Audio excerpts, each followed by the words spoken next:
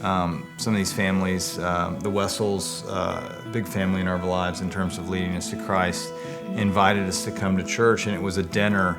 And the church was really small then, and we walked in, and I remember telling Katie, I'm like, these people actually believe this stuff, right? I mean, it's actually real, and they were authentic. And I remember meeting Ross.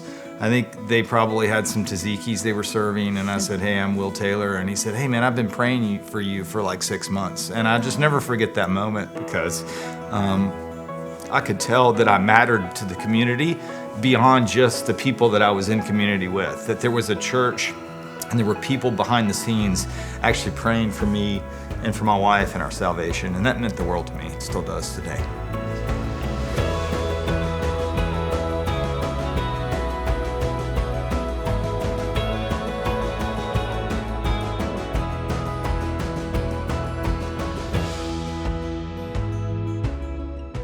From the time we moved to town, Will got into relationship with some men, and he told their wives, he said, I'm so glad I have this community, but my wife doesn't have it. And they immediately just reached out to me, brought me in.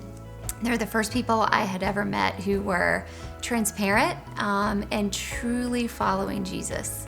And they helped, they were just a safe place for me to share some of my struggles, share some of my doubts, and to really see through their lives, through their words, through their love of me, that I was forgiven for past sins and that grace is real.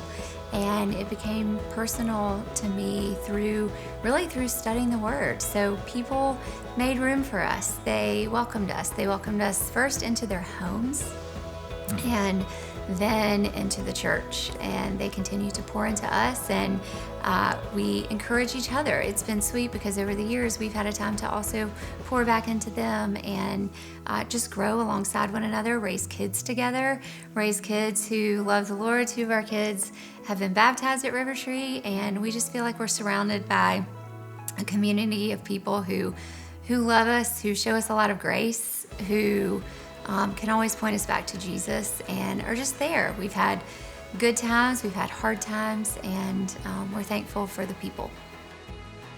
When we talk about sharing the gospel in our lives and making room for people, that truly is our story, because it's how we came to know Christ. And we love Rivertree. We've been here since 2011 and raise our kids here, and want them to also know Christ in the same way that we've known him.